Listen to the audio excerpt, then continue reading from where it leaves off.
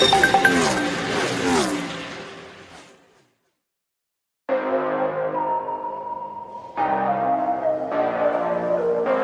and welcome to the Women in Motorsports program. I'm Joe Samaniego. With me we have Ben Schneider from Grid Encore and LastCar.info and Emily Sharp. We're here to discuss open wheel racing, some news in the world of women racing and motorsports, and a whole lot more. A big thank you to our Patreon investors. Calling the show, Mark, Robin, David, Matthew, for investing in the Grid Network. You too can invest through Patreon. Link in the video description. We also appreciate Buy Me a Coffee and YouTube Super Chats. If we don't catch it on the air, we'll thank you the next time we are on the air. And subscribe, hit that bell icon so you don't miss any of our programs. Let's talk IndyCar. Been quite a while already. Their off season going much longer. And a couple of weeks ago, some big news from the IndyCar world. Jamie Chadwick on Racer Magazine. She appears to be moving towards IndyCar. She earned, of course, one win at Road America in INDY NXT in 2024. We discussed, should she stay a third year in INDY NXT? Should she move up to IndyCar? Now it looks like it's going to be some sort of program with Andretti, but we know Andretti does not have a full-time seat vacant. 2025, the IndyCar charter is going to be first year.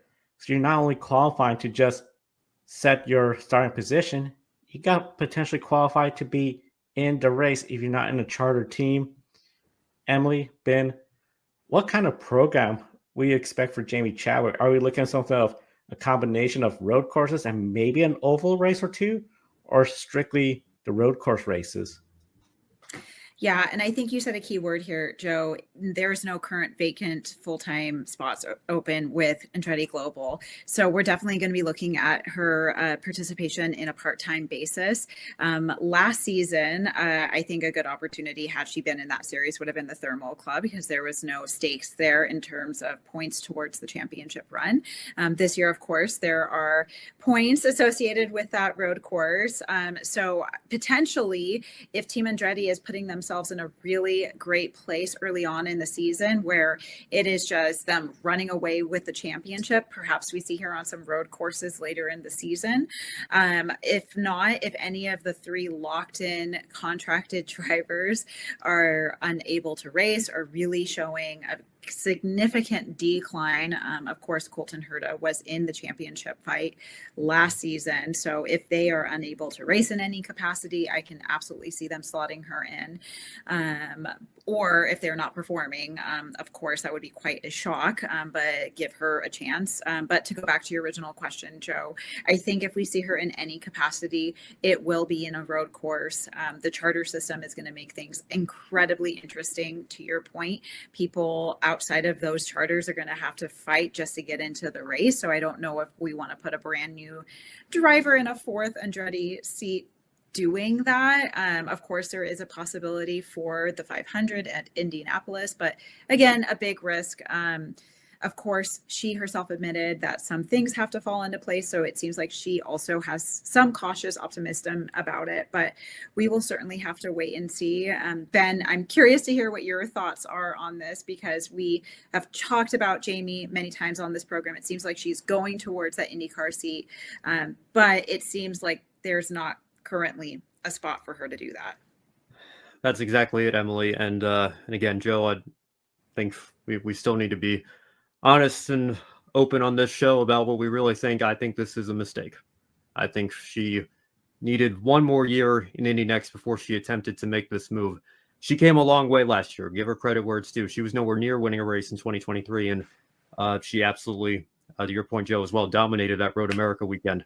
But I still think there was another step to go before taking that step to one of the most competitive series in the world, in the IndyCar series. And also, to the point that both of you have made, there is no open seat at Andretti at the moment among their three full-time entries. The charter system also throws a new wrinkle into the equation here. The field size, as you mentioned, Joe, is capped at 27. There are 25 full-time charter teams and 2 from Prima. 25 plus 2 is 27 here. So do the math. I have a very hard time seeing any sort of viability. I mean, we see it in NASCAR now, how hard it is to run an open entry with no guarantee. And it sounds to me, the language that I'm reading, just going back to, the racer.com article from when the news first broke, it sounds to me like the series is pretty much expecting that those 27 entries are going to be the 27 at every race we see this year, aside from the Indianapolis 500. They're saying they don't anticipate there needing to be any bumping or failing to qualify for any of these races outside, of course, of the Indianapolis 500, which has a 33 car count limit anyway, and gets several other one-offs, like we'll see, hopefully Kyle Larson back, and several others as well. So that would be, if it's going to be an Andretti ride, the only race that I can see right now being a realistic possibility for Jamie Chadwick next year. If she were to get a full-time seat, the only other thing I can think of is maybe Andretti kind of loans her out to a team like Dale Coyne Racing, who, to my knowledge, still have driver announcements to be made. But it's not just Andretti. I'm just looking down at the list here. I guess there's maybe still one more open seat at Rahal and one more open seat at Junco Solinger Racing, and that's it. The entire rest of the grid, we got the announcement. Grid Tonight was mentioning it just last night as we're taping this 2 days ago for everybody watching. Robert Schwartzman got announced as the second Prima driver, and I think if it wasn't going to be him, Logan Sargent was in the running for that seat. So I just look up and down the grid here. I don't see very many open spots available for really hardly anybody at this point. But Jamie Chadwick, especially, given her ties to Andretti, we know that team's already locked up. And even if they wanted to loan her out, the only team I could maybe see that happening with is Dale Coyne Racing. So again, we'll wait and see. Obviously, it's only November. There's still plenty of time for dominoes to fall here in this silly season. But I don't know. I have a hard time seeing the benefits of trying to take this step forward at the expense of returning for one more year in Indy NXT. Even if she does find a seat, I think it would be much better for her long term to go from, okay, you're a rookie in Indy NXT one season, you're a race winner in season 2. Can you become a championship, maybe not even championship winner, but at least a championship contender in season 3?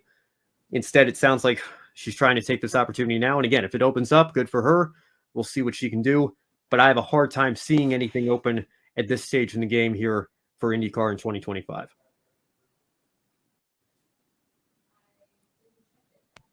The way it looks with the charter, I just feel like it's going to be very tricky now for anyone coming in.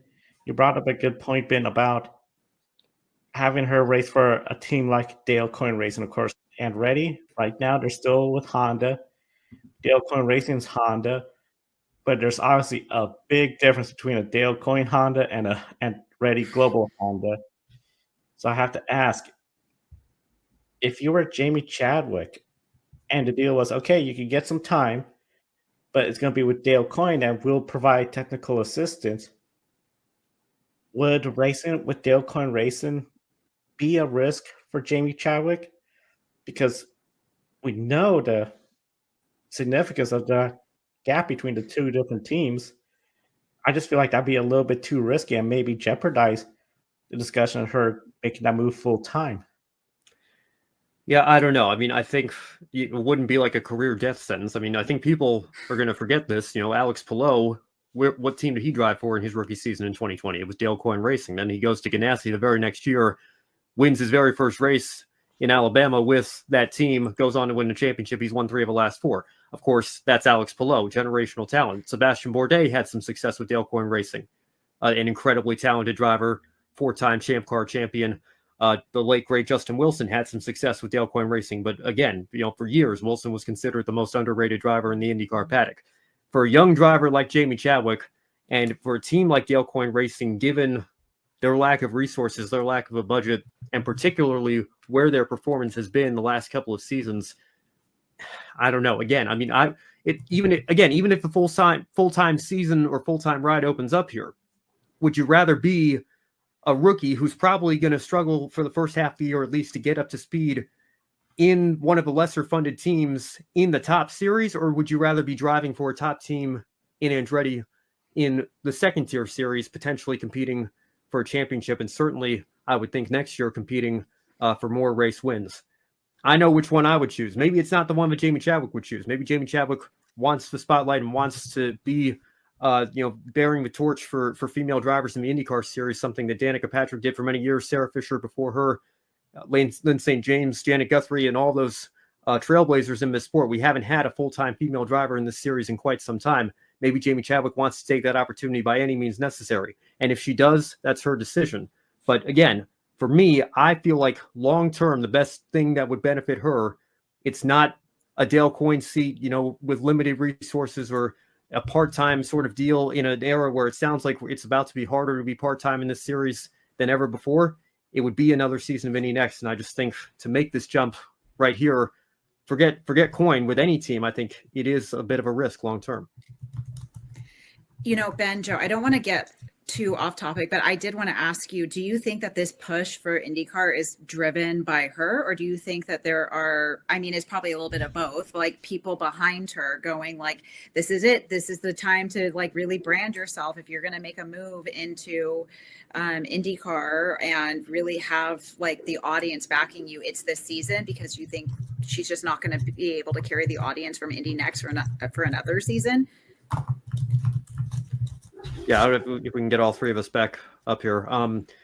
Again, I think, like you said, Emily, I think it's probably a little bit of both. I'm sure, like, again, I hate to be careful with how I, phrase it here, but I think certainly it would be great for the series, to have, another Danica Patrick, a female driver that's competing on a weekly basis. And even in Danica's case, she won a race at Motegi, Japan in 2008.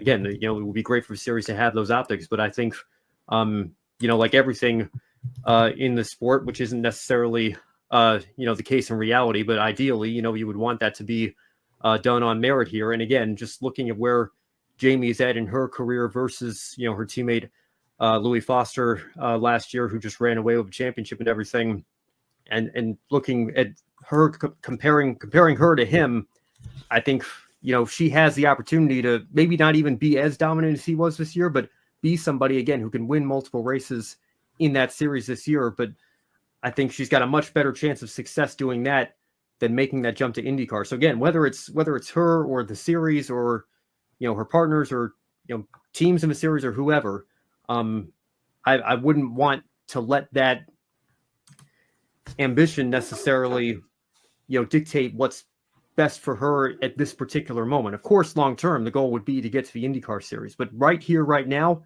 I again sound like a broken record with how many times I've said it in this episode alone, but I've been saying it all year. She needs to be on a 3-year plan in Indy NXT. That was year 2.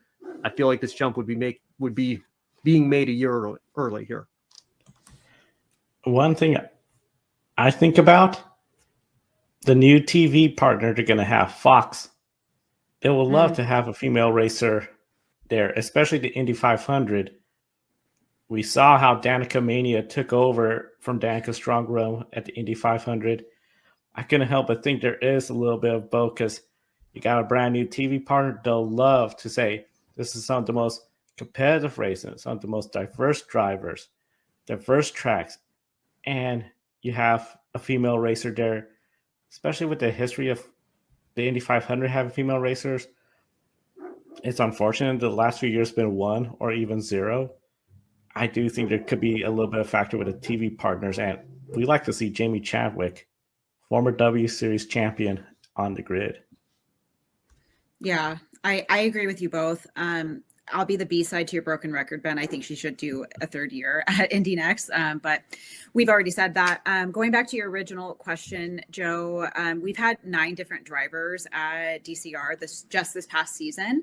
What's to say that she has a better chance for them securing points over a Catherine Legge, who did do like a consistent job when her car cooperated with her last season. I agree with Ben. I think it is a risk reward, kind of likening it to the Colapinto situation going on currently with F1. Hypothetically, what if Jamie gets in the car and just does incredible things for a lower performing car? Can that give her, an angle to stand out amongst the fields and justify having a full-time position in the 2026 season? Who knows? I think it's more likely that she will struggle in not only an IndyCar car, competing with other, drivers who've been there for years. But I think she's also going to struggle with that car if she goes into DCR. So I think everyone knows where we stand about this, but I'm here what both of your thoughts are so far. And one more thing to follow up, part of the charter agreement, which they actually nicknamed the Dale Coyne rule, because to your point, Emily, DCR had so many drivers last year. There's a limit of 3 drivers maximum that each entry is approved to run in a single season. So again, even in terms of trying to find a part-time deal, if you can find a part-time deal within a chartered team, there's fewer spots to be part-time within the full-time teams because they can only run up to 3 drivers in a season. Even if they give just one race to Jamie Chadwick, that limits them to only 2 other drivers they can use, no matter who's bringing funding or who they think is best suited for, a super speedway oval or short oval or a road course or street course or whatever. It's going to be harder for them to work that rotation to maximize whatever their goal is. If it's maximizing a leader circle standings or whatever, they can only use 3 drivers now. So again, no matter how you look at it, it looks to me, again, we'll see how it goes in actuality here, but on paper, it seems like it's going to be harder to run part-time in this series than it ever has been in the history of American open wheel racing. It'll be a huge challenge, whatever route she takes, because one of the big things, her experience, especially being from Europe, W Series road courses, some street courses here and there. Indy NXT, a little bit of the ovals. We know Gateway, that was one of the ovals where it looked like things might go good, but then unfortunately a crash occurred. You go to IndyCar, you got Gateway. You have Iowa, they're going to be a doubleheader. But the Milwaukee Miles back, Nashville, and of course the biggest one, the Indianapolis 500. Some point, if she's going to be making this transition where it's later in 2025 or maybe even 2026, if there is that move to potentially full-time, I have to ask, Emily, starting with you, which oval do you feel will be the most ideal first experience for Jamie Chadwick in the IndyCar in race conditions? I think that's a loaded question. I think for fans, for marketing, the automatic answer is the 500, because that just gets you out and gets your name out there. It brings in so many fans that tune in for the one IndyCar race a year that they know is historic and has the heritage behind it. I think for performance wise, I don't know, like what do you do, like in Iowa that has challenges with it, but is not as big as the track, so you have like some more leniency with pitting and everything. I don't know. Joe, Ben, what are your thoughts on that? Yeah, I'm trying to pull up her results from last year. Still only has 1 top 5 in INDY NXT on ovals. That was a 5th Milwaukee this year. She not to say that she didn't have some strong runs or take some steps forward, but again, this is part of why I think you need that year 3. Emily, I think you bring up a good point. I think ideally it would be one of these ovals that she's been to before in INDY NXT, but not just from a marketing or publicity perspective here, but I think, again, looking at things realistically with where this series and the direction this series has gone this offseason and instituting this new charter system and these new rules and regulations, I think, again, the only one that makes any sort of sense to do from a business perspective, forget what makes most sense to do for an individual driver or for the best long-term plan for a driver's career in the future. From a business perspective, if you're going to do a one-off, it has to be the Indianapolis 500. I just don't see any other way around that here. I think it's going to be very difficult to, go into those races, as the 28th car, knowing that, you have to qualify for the race. I'm sure Prima's not going to be very happy about that. They probably have, come into this series under the assumption that they're going to have those 2 open spots, reserved for their 2 cars for the majority of the season. So again, I see both sides of the answer here. I think what's best for her would probably be anything but the Indianapolis 500. What's best from a business perspective is probably only the Indianapolis 500. So pick your poison there. Such a dilemma. It's going to be really interesting to see how everything works out for Jamie Chadwick. And of course, we're going to be following throughout 2025. And of course, if any news breaks right here, Women in Motorsports, and if it's during the off season, grid tonight. Indy NXT, of course, that's where she was. They were testing over at Barber Motorsports Park, and one of the drivers out there from Europe, Sophia Flores, made her Indy NXT testing debut with HMD Motorsports. Barber Motorsports Park, of course, one of the stops in Indy NXT and NTT IndyCar Series. Sophia did the three seasons, in Formula E. Of course, has done sports car racing, including Le Mans, has driven even with the Iron Dames at one point, the Richard Mille racing program for the 24 Hours Le Mans with Tatiana Calderon and Bicycle Visser. Very decorated racer, Emily. Are you though surprised, considering her racing experience, this deal wasn't made earlier for being potentially at the Indianapolis Motor Speedway testing session? Or is Barber a better track to see how she does in the Indy NXT car?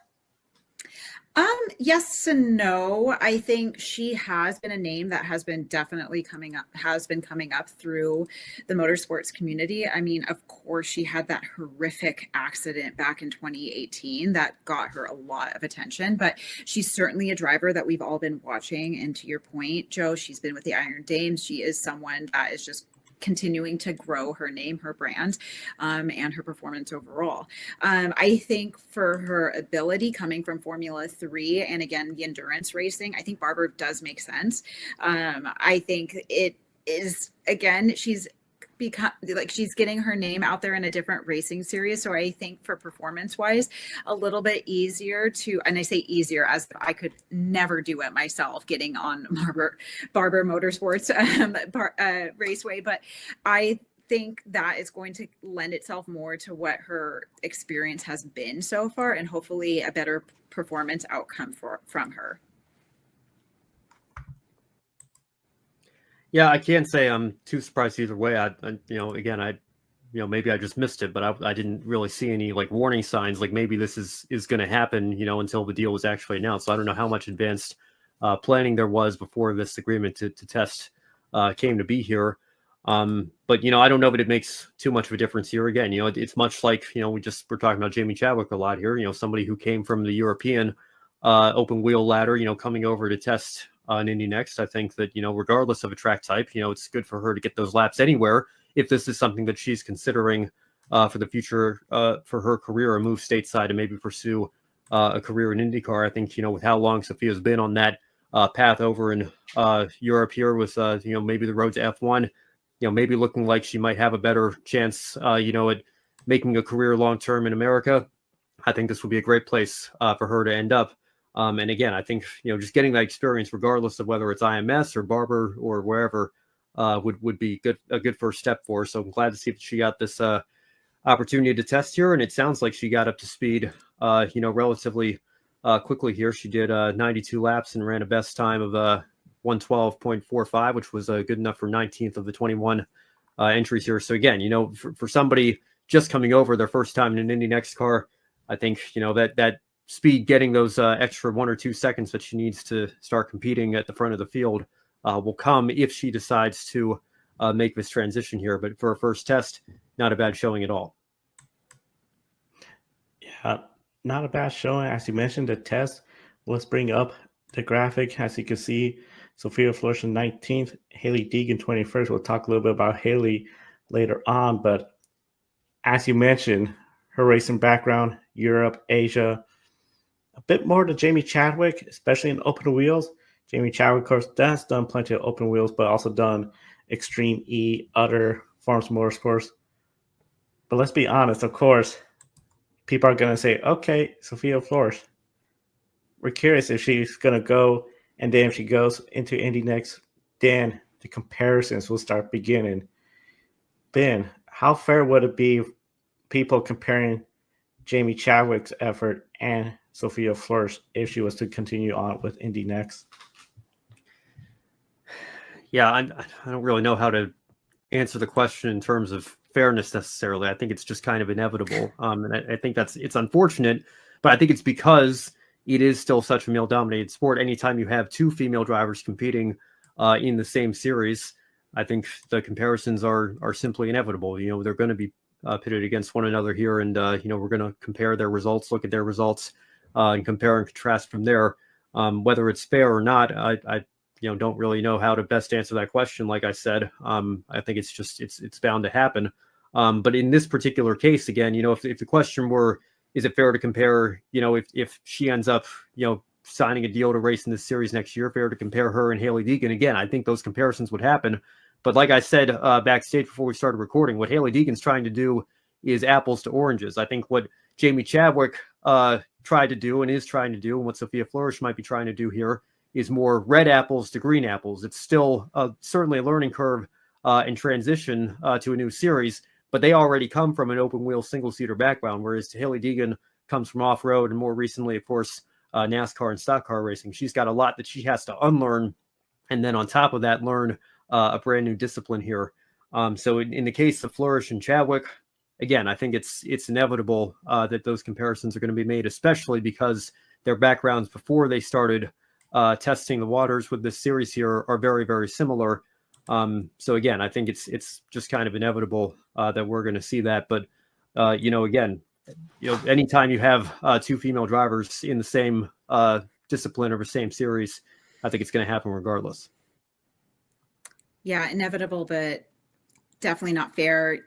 Alas, we do it here with Danica. We talk about her birth into NASCAR and we compare it with what Jamie is trying to do here in IndyCar. So it's not even isolated to the series. And I mean, we're all guilty of doing that, and it is unfortunate, but certainly inevitable. I would say the only circumstance that I would say it's a little bit more fair to compare the two drivers is if Jamie were to stay in Indy NXT and we were directly comparing their performance from race to race.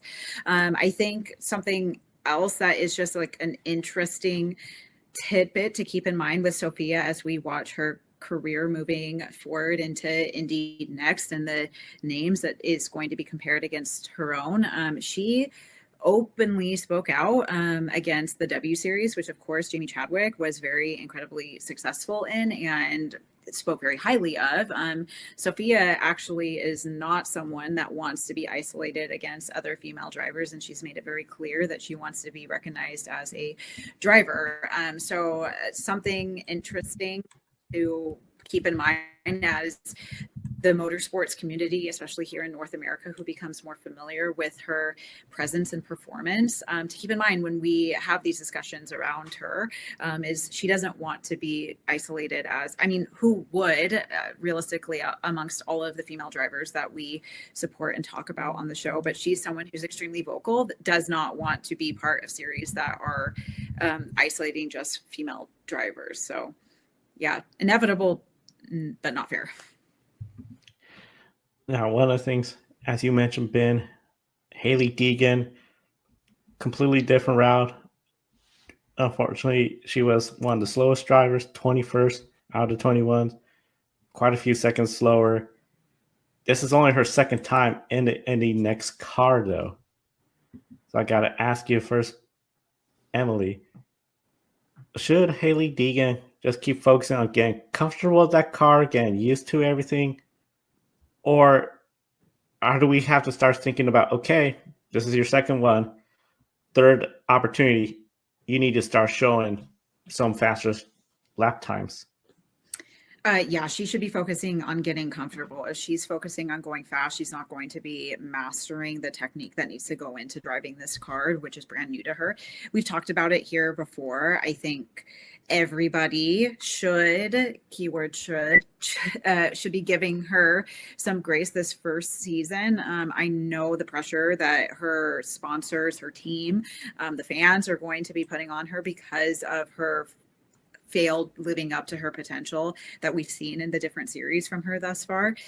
But she really should be focused on being comfortable mastering this new car, this new series. But again, using Ben's word from earlier, is it inevitable that we are very quickly going to be judging her lack of performance? I think it's quite possible that that's going to happen early on, but she should be trying to do her best to tune all of that out and just be focusing on what she can accomplish against her own expectations. Yeah, it's tough because, like I just said, she has a lot to learn trying to make this transition here. And again, Emily, I can't lie. Being 2 seconds off the pace here, I would be lying if I said it didn't give me any concern whatsoever. But we also have to recognize, like Joe said, it is only her second time, testing this car. Let alone doing a real practice or qualifying or race session, which we'll see in a few months' time here. You certainly have to give her some time to get comfortable in the seat, and hopefully and it sounds like she did, take advantage of the opportunity that she had. I think, like I said, she ran the fourth most laps of anybody in this test, so she is certainly trying to utilize all the track time that she can to get a feel for how this car drives. Obviously, very different from what she's been driving the last several years, really her entire motorsports career here, something completely new for her. So, again, I think if she's going out and trying to, maximize lap times here, I think it could lead to, overdriving corners or, spinning out or wrecking a car, making a mistake that could hurt her confidence and ultimately keep her from taking those steps forward and making those improvements. I think, Emily, you're absolutely right. I think the main goal, and really the goal for her first season here, is just to try to get comfortable in the car, figure out what she still has to improve on. And if she does that, and again, it sounds like, she is taking this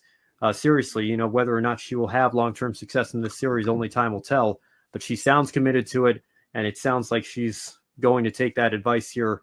And instead of just aiming for, the fastest time possible in these tests, quantity over, it's a mix of quality and quantity here. Obviously, you want to be putting in quality,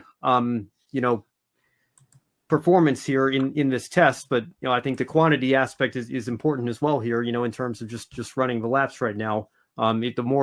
What I'm trying to say is I think the quantity, the more you maximize the quantity here in these tests, the quality will follow here, instead of trying to maximize your quality here at the very beginning, in terms of quality lap times. Again, like I said, it shouldn't be a surprise that she's at the bottom of the grid in terms of the lap times here. Being that far off, probably not ideal, but I don't think it's too much of a cause, to say this is an indictment on her. She's not going to have any success in this discipline. Of course, we need to give her time and let her get adapted to this car. Getting adapted to the car, getting the hang of everything before St. Petersburg, the first race of the year. A lot of eyes on Haley Deegan. Of course, we're going to be following to see the latest with Sophia Flores for her 2025 plans. Let's stick to testing. Of course, we were going to have some testing a few weeks ago. A big flood hit Valencia, so that had upended a lot of plans. MotoGP, Formula E.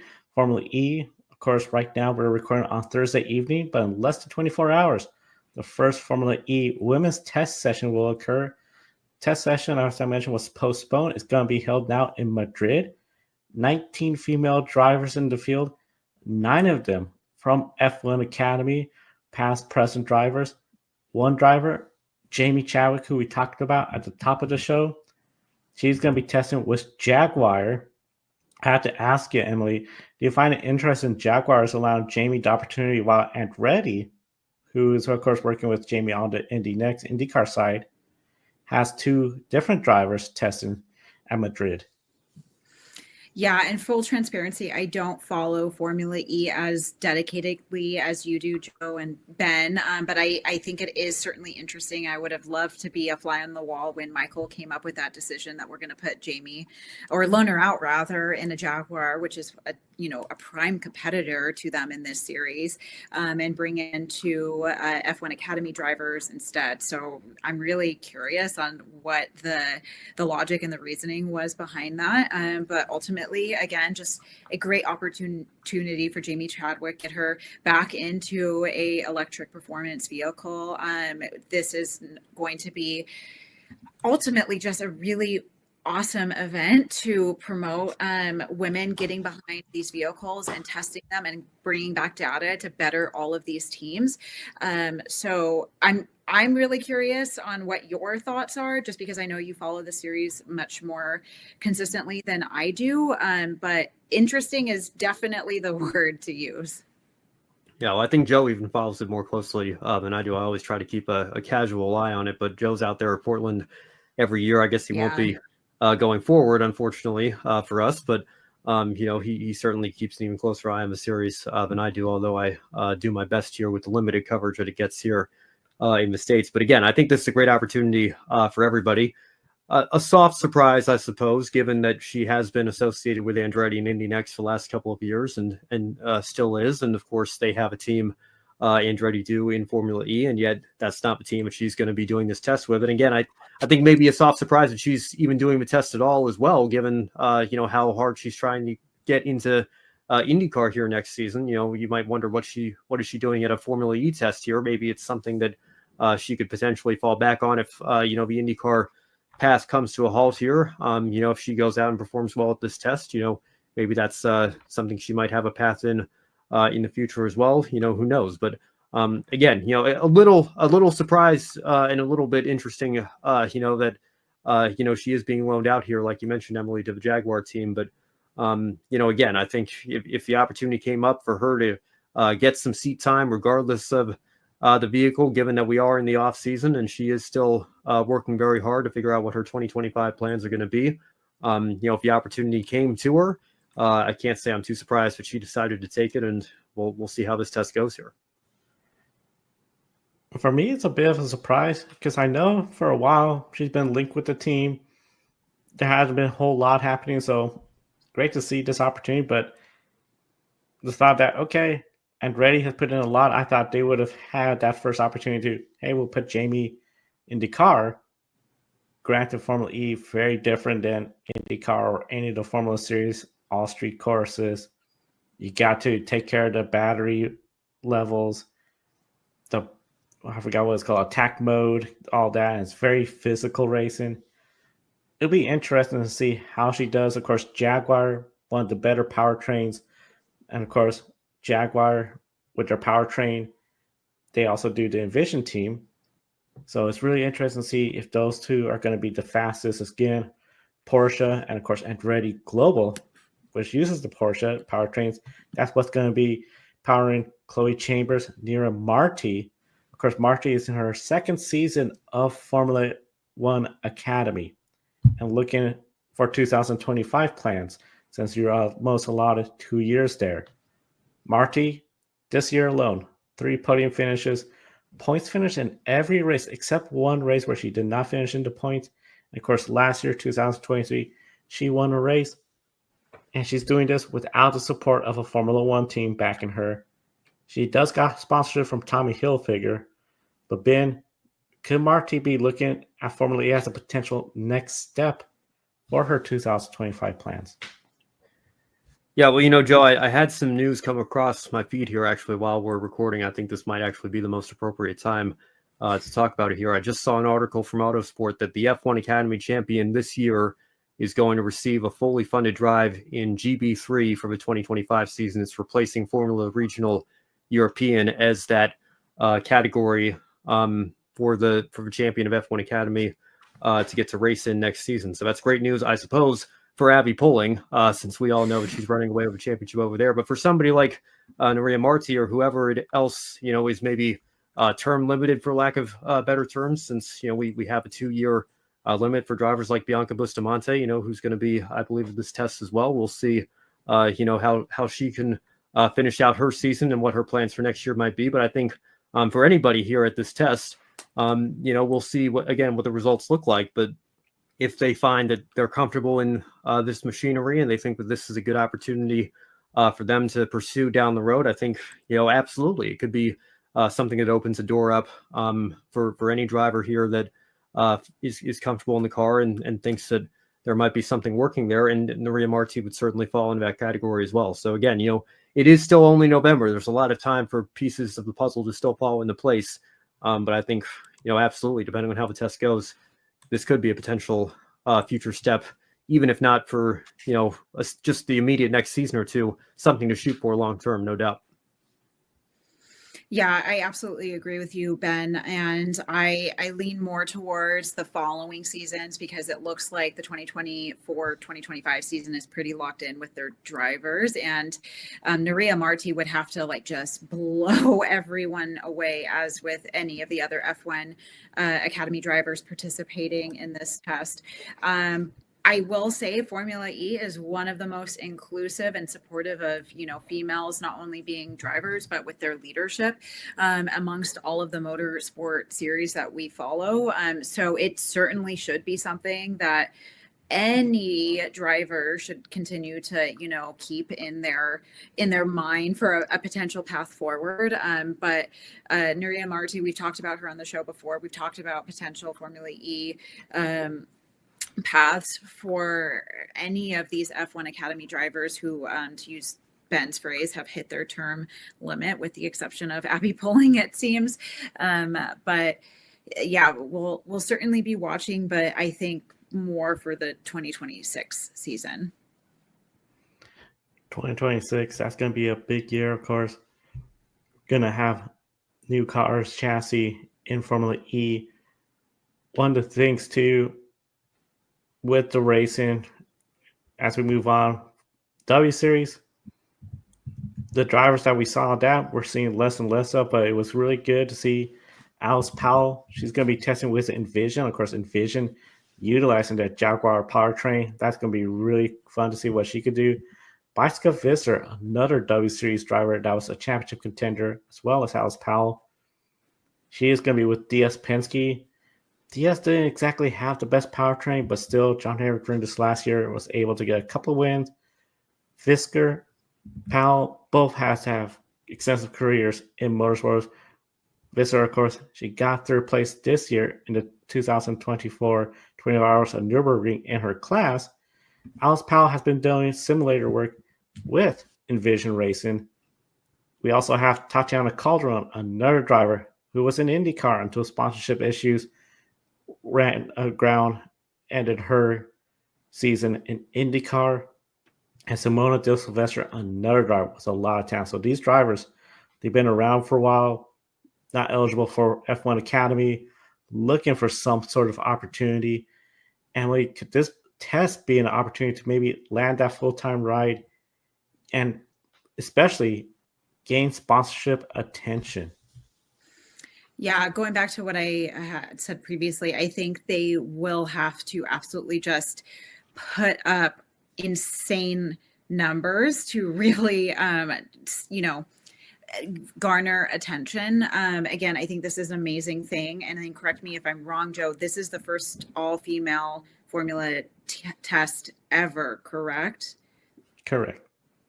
Yes. So this is certainly going to be an amazing thing to set a precedent for. Hopefully it continues to go ongoing until we just have women drivers a part of the series and it's just any other test, or who knows, maybe they're bringing up the junior ranks like they're doing with the F1 Academy drivers to give them a chance to have a more powerful vehicle to test out. But I think if anything comes about it, you're really looking at the 2026 season. But I did want to bring up someone like Catherine Legg. She, of course, was in IndyCar last year with several opportunities with DL thing, but prior to that, she's really been keeping up with some of the, I want to watch how I phrase this, but maybe some of the series that are not more regularly available to watch on mainstream networks, that she's put in work. She's consistently maintained her skills and it gave her opportunities to race for the 500. So I think doing anything you possibly can to get behind the wheel, to test out your skills, to prove yourself as a driver, it all starts building towards bigger and not necessarily better, but bigger opportunities for some of these series that are more on the forefront, on mainstream opportunities to watch and drive. Yeah, I don't have too much to add to what Emily said. I think, it's absolutely a great opportunity for everybody here at this test session, regardless of whether or not, they're looking for the next step in their young career, or if they're a veteran of motorsport, trying to pick up sponsorship or find something to get them a full-time ride again, or even a part-time sort of deal, or whatever the case may be. I think, again, much like we just talked about with Jamie Chadwick here, just getting seat time in any vehicle here this time of year, maybe not as much of a concern for her, given that she has a blueprint for what she wants to do here stateside. But, for somebody like Tatiana Calderon, I suppose, whose career maybe is kind of at a crossroads, who herself came over to run IndyCar and then, of course, ran into sponsorship issues. And, Simona De Silvestro, I think, has kind of been in a similar situation. At one time looked like she had a very promising IndyCar career going, and then those opportunities dried up. Who knows what this could lead to in terms of anybody's future. But again, for the drivers that go out there and, impress the teams that they're running for, maybe other teams that are just keeping an eye on the entire field here, like I said, who knows what it could lead to for their future. And of course, we'll be following all of them, especially F1 Academy. They got 2 race weekends ahead. As the other news falls for 2025 planning, we'll be on the air. Of course, all right here on the Grid Network. Be sure to subscribe, hit the bell icon so you don't miss any of our programs. This weekend, straightforward, it's just simply NASCAR Cup Series. They're at Phoenix. Be sure to comment with Pick a Winner. Post on social media at Grid Network TV. Hashtag Pick a Winner. Picking the winner for the championship and the race itself. And then, of course, Monday, Grid Encore. Ben, Brandon, they'll be on the air to recap the weekend at Phoenix, Trucks, Xfinity, and ARCA West. Wednesday, Grid Tonight, Kobe and the crew report on all the latest news from around the world in the world of motorsports. For Emily Sharp, Ben Schneider, I'm Joe San Diego. Thank you for watching today's program. We'll see you next time, and enjoy the races.